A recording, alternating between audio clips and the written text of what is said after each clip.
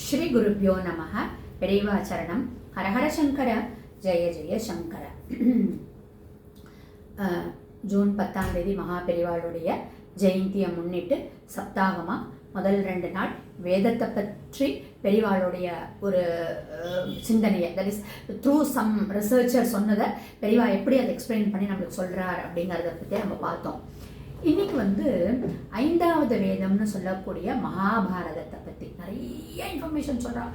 அதாவது மகாபாரதமே ஒரு நம்மளுடைய வாழ்வியலுக்கு ஒரு தேவையான ஒரு எந்த காலகட்டத்திலையும் நம்மளுக்கு ஒவ்வொரு ஸ்டெப்லேயும் எந்த விதமான ப்ராப்ளமுக்கும் ஒரு சொல்யூஷன், ராமாயணமாகட்டும் மகாபாரதமாக இருக்கட்டும், எல்லாமே என்னைக்கு வேணாலும் நம்மளோட லைஃப்பில் இந்த மாதிரி ஒரு ப்ராப்ளம் வந்ததுன்னா நம்ம எப்படி ஃபேஸ் பண்ணணும், இப்படி இருந்தால் என்ன ஆகும், நன்மையை செஞ்சால் என்ன ஆகும், தீமையை செஞ்சால் என்ன ஆகும், தர்மத்தைப்படி நடந்தால் என்ன ஆகும், அதர்மத்தைப்படி நடந்தால் என்ன ஆகும், சகுனி மாதிரி ஒரு சூதாட்டத்தினுடைய ஒரு கன்னிங்காக ஷட்யந்திர பிரியனாக இருந்தால் எப்படி இருக்கும், துச்சாதனன், கர்ணன், ஒவ்வொரு கேரக்டரும் ஒவ்வொரு விதமான லெசனை நம்மளுக்கு சொல்கிறது அப்படின்னு சொல்லிட்டுன்னு நம்ம ஆல்ரெடி பார்த்துருக்கோம். தெய்வத்தின் குரலில் பாரத குட்டு அப்படின்னு ஒரு கவிச்சாத்துரியம் அப்படிங்கிற ஹெட்டிங்கில் வரும். பெரியவா சொல்லுவாள், அதாவது வியாசர் சொல்ல சொல்ல பிள்ளையார் எழுதுறது தான் மகாபாரதம்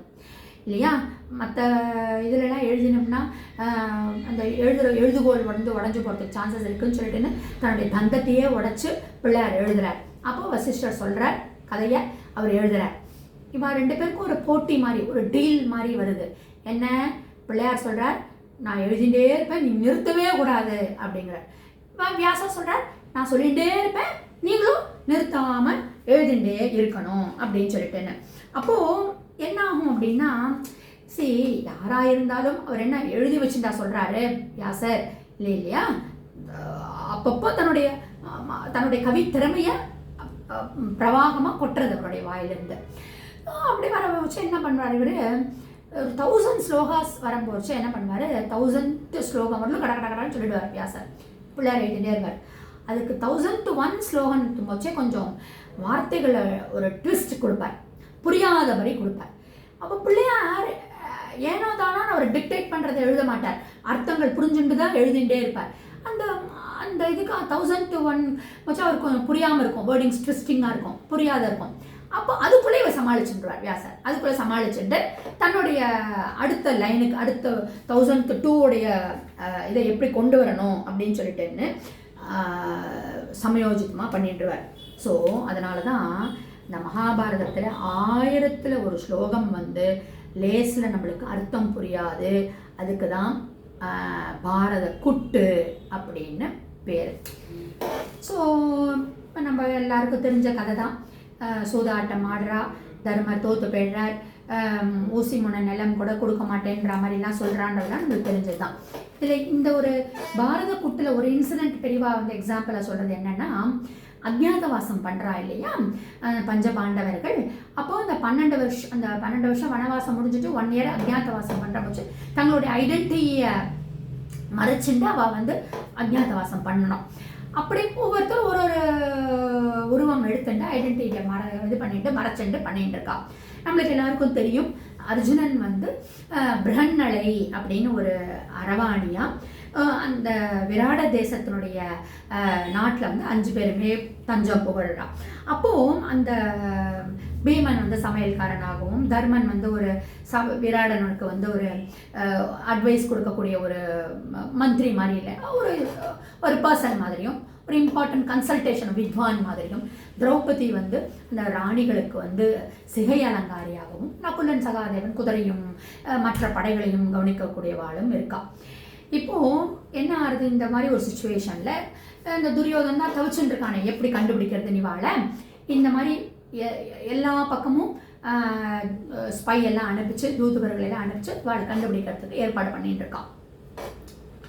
எப்போவுமே அந்த காலத்தில் என்ன பார்த்தேன்னா, ஒரு ராஜாவுடைய ப்ராஸ்பரிட்டி அப்படின்னா எதை வச்சு நிர்ணயம் பண்ணவா, பணம் காசை வச்சா, இல்லை அவன் இவ்வளவு பிரஜைகள் இவ்வளவு விழுப்புண் அவனுக்கு இருக்கா அப்படின்லாம் இல்லையா. அவனுடைய ராஜ்யத்தில் எவ்வளவு பசுக்கள், லேக்ஸ் அண்ட் லேக்ஸ் ஆஃப் பசுக்கள் அவங்ககிட்ட இருந்தது அப்படின்னா அவன் அவ்வளவையும் சம்ரக்ஷணம் பண்ணுறானே, அப்போ அவன் நல்லா அந்த ராஜ்யம் வந்து, ஏன்னா ஒரு பசு ஒரு தேவதை. நம்ம ஆல்ரெடி மறுபடியும் படம் பாருங்க, வேதத்துக்கு அப்படி தான் பசு சம்ரக்ஷணம் அவ்வளோ சொல்கிறா. நம்ம வீட்டில் போடுற காய்கறியில் அப்படியே தோலெல்லாம் எடுத்து வச்சுட்டு அதெல்லாம் மாட்டுக்கு தீவனமாக கொடுங்கோ, கண்டதையும் போஸ்டரையும் அதையும் சாப்பிட்றதுன்னு பெரியவா சொல்கிறா. ஸோ அந்த பசு இருந்தால் அந்த ராஜ்யம் வந்து ஒரு ப்ராஸ்பரிட்டின்னு சொல்லக்கூடியது. இப்போ இவன் என்ன பண்ணுறான், இந்த துரியோதன் ஒரு சும்மா ஒரு ஒரு அவனுக்கு ஒரு இது சந்தேகமாக ஒரு நியூஸ் வருது, விராட ராஜ்யத்தில் இவன் 5 பேர் இருக்காங்கிற மாதிரி. இவனுக்கு அந்த சந்தேகத்தை போக்குறதுக்கு அவனை வாருக்கு கூப்பிடணும்னா அவங்ககிட்ட இருக்கிற பசுவெல்லாம் திருடுறான் இந்த துரியோதன். பசுவை திருடின உடனே அவன் வாருக்கு போகிறான், சண்டைக்கு போகிறான். இந்த விராடராஜன் வந்து சண்டைக்கு போகிறான். இந்த விராடராஜனுடைய பையன்தான் வந்து முதல்ல அந்த படைக்கு வந்து தலைவனாக அவன் போர் புரியறதுக்கு அவன் போகிறான். இப்போது இந்த இடத்துல பிருஹன்னலை என்ன பண்ணுறா, அந்த அவன் பேர் வந்து பையன் பேர் விராடராஜாவோட பையன் பேர் உத்தரன். அவனுக்கு வந்து தேரோட்டி மாதிரி இந்த பிருஹன்னலை போகிறான். நீங்கள் கவலைப்படாத, நான் வந்து உன்னை சேவ் பண்ணுறேன். அவனுக்கு கொஞ்சம் பயப்படுறான், கௌரவர்கள் படை அப்படின்னோடனே இவன் வந்து நல்லா சண்டை போட்டு எதிரிகளெல்லாம் விரட்டி அடுக்கிறான். ஸோ தன்னுடைய ஐடென்டிட்டியை மறைச்சுட்டு இவன் ஹெல்ப் பண்ணுறான். இவன் டைரக்டாக அர்ஜுனன் போர் புரியறதில்லை, பட் ஹி இஸ் ஹெல்பிங். அப்போது இவளுடைய கௌரவர்களுடைய சைட்ல இருந்து குருவும் பீஷ்மருமே வரா சண்டைக்கு. இப்போ இந்த துரோணன் துச்சாதனன் துரியோதனன்லாம் சொல்லிட்டா வேற வழியே இல்லை இல்லையா, வந்துதானே ஆகணும். அப்படின்னா துரோணர் வரார், பீஷ்மரும் வரார்.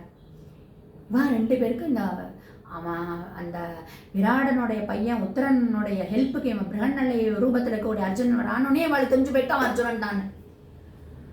ஆனால் நம்ம யார் சார்பாக வந்திருக்கோம், கௌரவர்கள் சார்பாக வந்திருக்கோம். அவனையும் ப்ரொடெக்ட் பண்ணணும், பாண்டவர்களையும் ப்ரொடெக்ட் பண்ணணும், அவனையும் காமிச்சு கொடுக்கக்கூடாது அப்படின்னு சொல்லி இந்த இடத்துல இந்த பாரத குட்டுன்னு ஒரு ஸ்லோகத்தை போடுறார் வசிஷ்டர்.